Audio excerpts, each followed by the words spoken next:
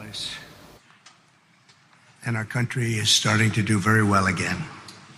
It's happening fast, a little faster than people thought.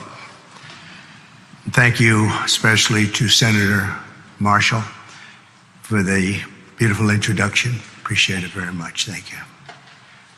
Great senator you are.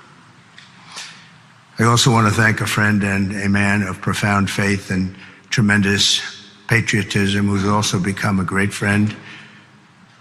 You become much friendlier when you have a majority of 2 or 3 or 4. Could even be 5 pretty soon.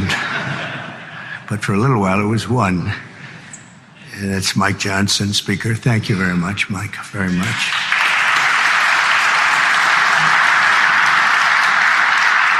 And thanks as well to somebody who's doing a fantastic job, Senator Thune. Thank you very much, Senator.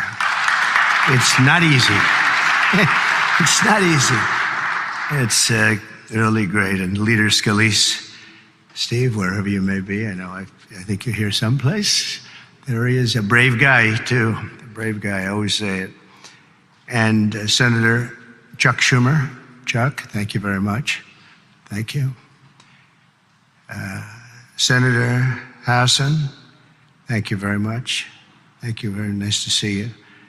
Congressman Jeffries, thank you.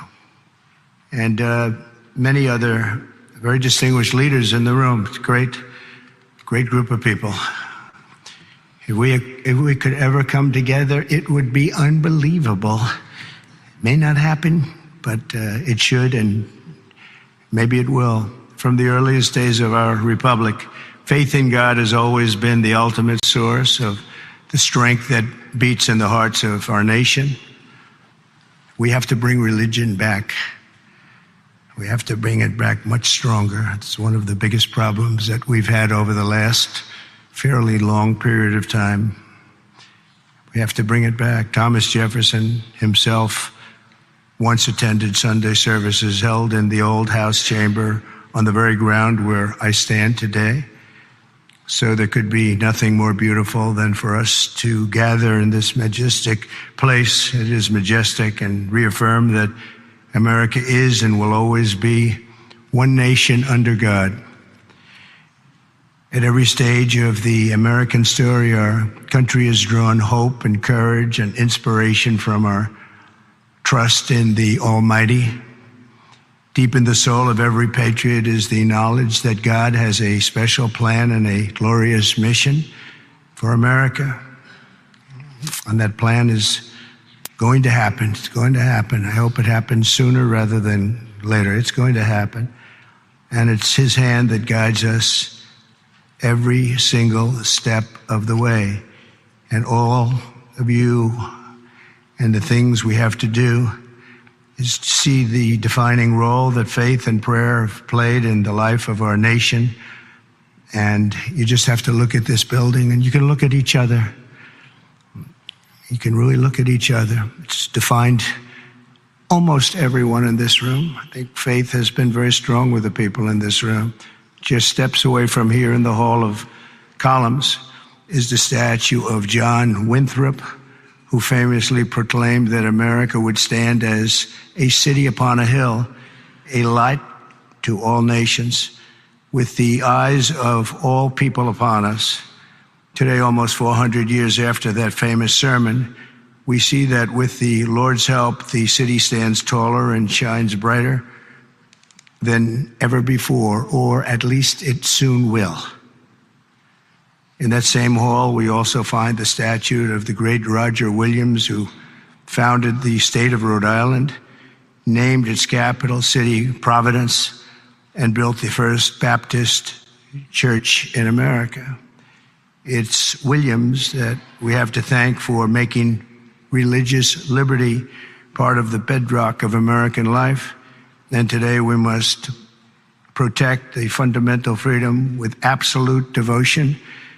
We must stand strong, just like generations of Americans have done on the battlefields all around the world. Feet away from the magnificent rotunda, another statue watches over visitors to the Capitol George Washington, the founder of our country, often called for Americans to join together in prayer, very often. And more than 2 centuries later, this morning, we heed President Washington's wisdom and follow in his mighty footsteps. He was a strong man and of great religious strength. The stories of legends like Washington, Winthrop, and Williams remind us that without faith in God, there would be no American story. Every citizen should be proud of this exceptional heritage. We have an unbelievable heritage, and we have to use that and make life better for everyone. That's why as we approach the 25th times 10 anniversary, think of that, 250 years we'll be celebrating next year of our country's founding. I have signed an executive order to resume the process of creating a new national park full of statues of the greatest Americans who ever lived. We're going to be honoring our heroes, honoring the greatest people from our country. We're not going to be tearing down, we're going to be building up. It will be called the National Garden of American Heroes. Some of you will be on that soon-to-be hallowed ground. Some of you, let's see, I can pick a few of you right now by looking. There's a couple of you right now I can see. Let's see. It's the president's sole opinion. And I've given myself a 25-year period. And then somebody else. By that time, it'll be very, very built up. No, it will be something very special. And I hope that Congress will fully fund this wonderfully unifying project at the first possible opportunity. It's not going to be a lot of money. It's going to be very important, however, so that more of our people can be inspired by the faith and courage of patriots like those who we honor in these halls. One of the incredible Americans whose memory my order will celebrate is also recognized with a statue in the Capitol representing the great state of North Carolina. And that's a man known who everybody loved, Reverend Billy Graham. He was something. My father used to take me to watch the Crusades. He would take me to Yankee Stadium. I remember it so well. I remember it more than I remember any Yankee game, and I've seen a lot of Yankee games. Can you believe it? And Billy didn't have a bat, so, you know, it was pretty good.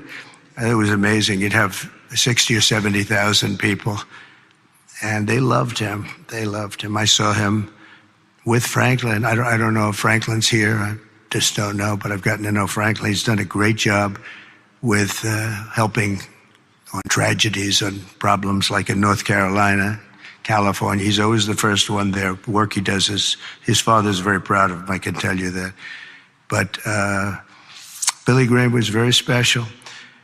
One floor below us, Reverend Graham's statue stands with an open Bible. The page turned to a letter from the Apostle Paul, which reads, "Let us not grow weary of doing good, for in due season we will reap if we do not give up." Never give up. Never, ever give up. You can't. How about me? If I would have given up, I would not be here right now. Who the hell knows where I'd be? It might not be a good place. If it was up to the Democrats, it would not be a good place at all. Never, ever give up. There could be no better message for the leaders gathered here, and you are real leaders. And we must never give up, and we must never grow tired. We must never grow weary, and we always must practice good. As you know, last week, only a few miles from here, our nation witnessed a terrible tragedy when 67 people were killed in a horrible accident near Reagan Airport. As one nation, we take solace in the knowledge that their journey that night did not end in the icy waters of the Potomac, but in the warm embrace of a very loving God. None of us knows exactly when our time on earth will be over. You never know. A truth I confronted a few short months ago when there was an incident that it was not fun. It was not a good thing. But God was watching me. The chances of me being here, my sons are shooters. They're really good shooters, Don and Eric. And they said the chances of missing from that range with that gun are, but Don equated it to a 1-foot putt. That's pretty bad. 2 feet I can see missing, but 1 foot you can't miss. It was the equivalent of a 1-foot putt is what he told me. He said, in fact, he gained some religion. He went up 25%. And if you know him, that's a lot. But he said there had to be somebody that saved you, and I think I know who it is. And he looked up and I said, "Whoa, Don, you've come a long way."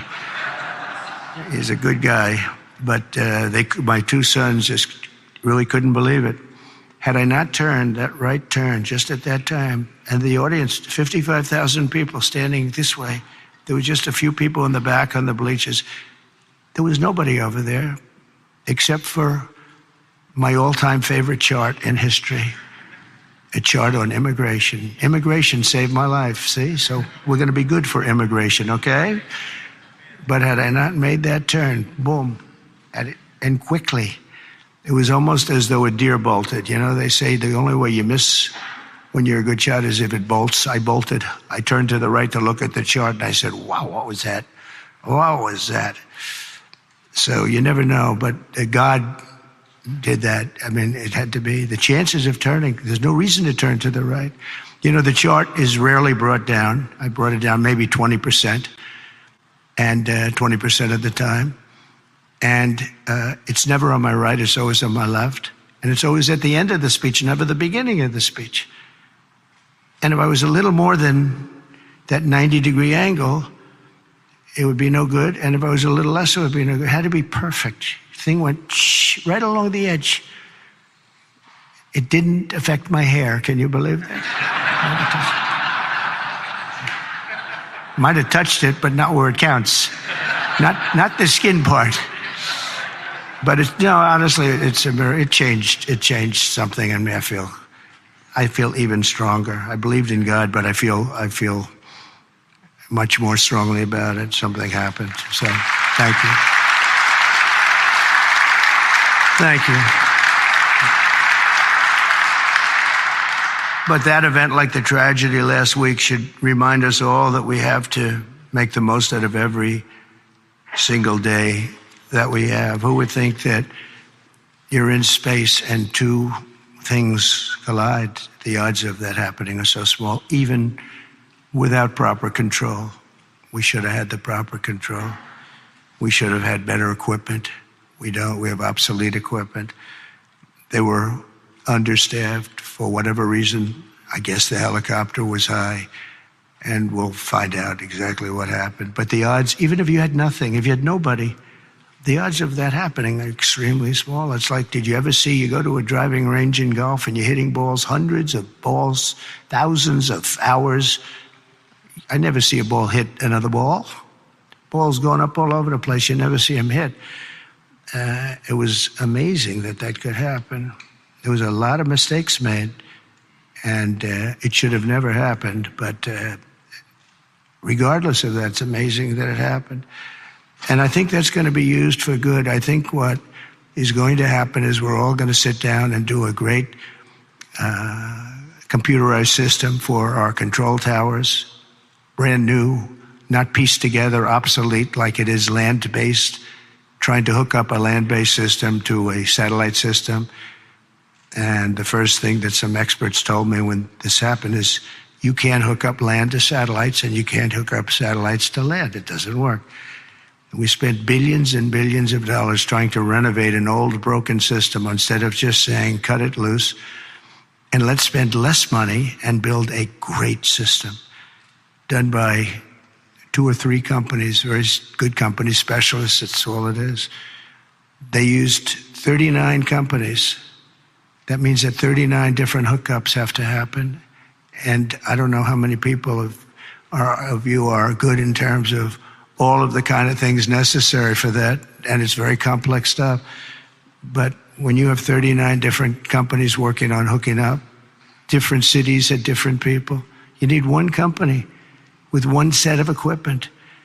And there are some countries that have unbelievable air controller systems, and bells would have gone off when that helicopter literally even hit the same height, because it traveled a long distance before it hit. It was just wouldn't stop.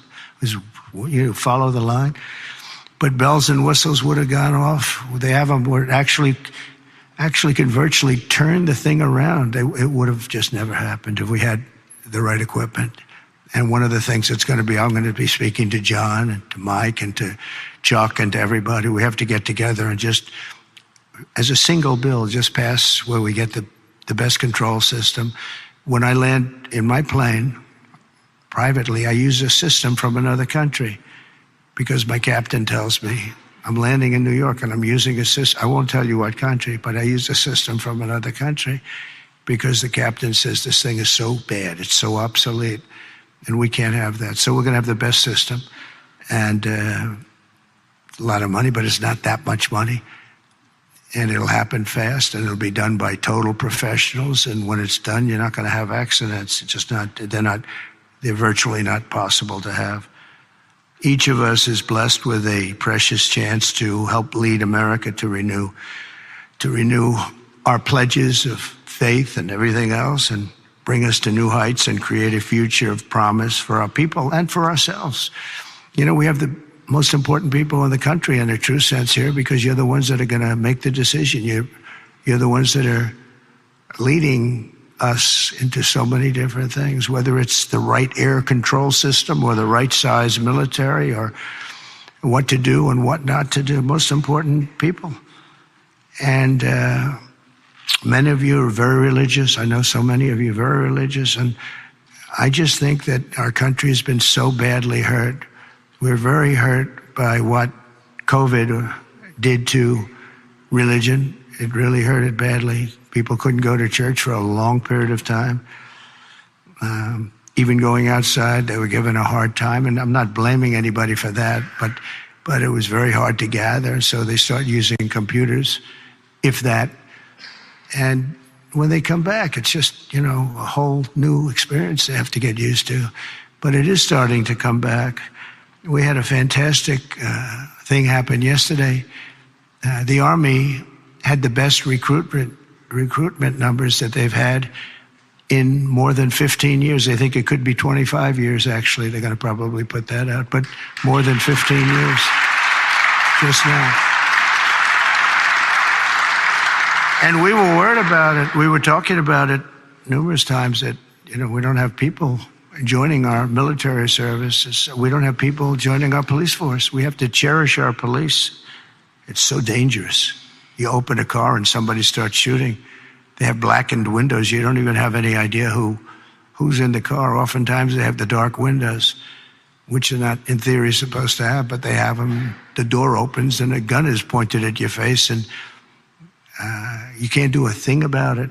It's just nothing you're going to do about it. Your friends will take them out. It's happened so many times, but it's such a dangerous thing. We have to cherish these people. So today we join our hearts and prayers in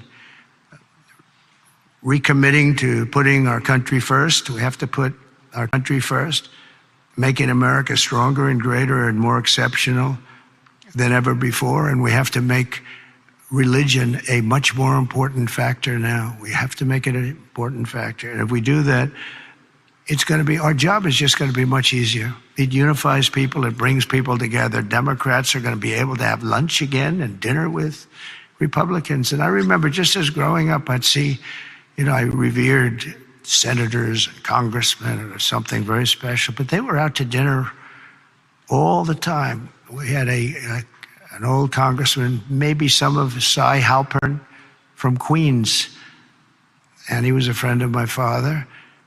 But he'd have dinner he was a Democrat, he'd have dinner with Republicans, and he'd be out, it wouldn't even make a difference. Today it's like shocking. And it shouldn't be. You have to get together. We really have to get together. We all know what's right and what's wrong, and there's going to be compromise on both sides. But we have to just do the right thing, and we have to get together. You did it with Marco Rubio. You got everybody who's 99 votes, and the only vote was our VP, who maybe we should have been there just to make it 100. But I think I would have been angered if it was 100. That might be a step too far, right? But no, it was great to see a vote. Pam Bondi had support from Democrats, and some of the others had some pretty good support. So, it's doable. We had a recent bill having to do with a very beautiful young lady who was killed from Georgia. And that bill was very bipartisan. It was a very beautiful thing to watch, actually. And so I think we just have to, if possible, we have to unify. There's big division. I mean, some people want an open border and some people want a closed border. We want it closed and they want it open. That's a big difference. How do you solve that problem? It's a big difference.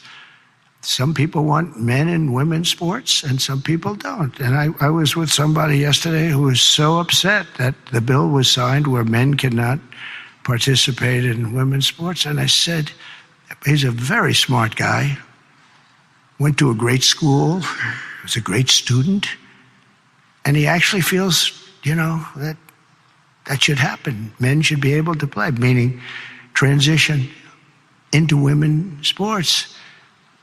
And you talk to him and it says, I don't understand it. I don't understand how the problem ever got started in the first place. It just seems so simple. But he's a good person and just believes it. He just believes it. Not going to be easy to convince him otherwise. So where is the middle ground? It's hard to have a middle ground. There's two ways. I mean, you can either do it or you can't. But I think a lot of good things are going to happen. A lot of people might be surprised to hear me say that, of all people, but I think a lot of good things are going to happen because our country's got some big headaches, but we have tremendous spirit right now.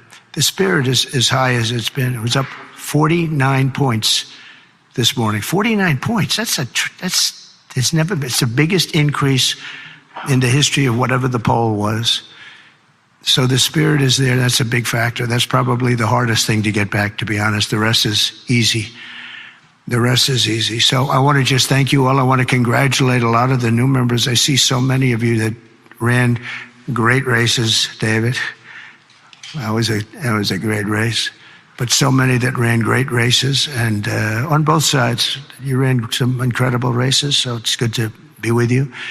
And God bless everybody. We want to come together, and the happiest, the person, the element, the everything that's going to be happy. People of religion are going to be happy again.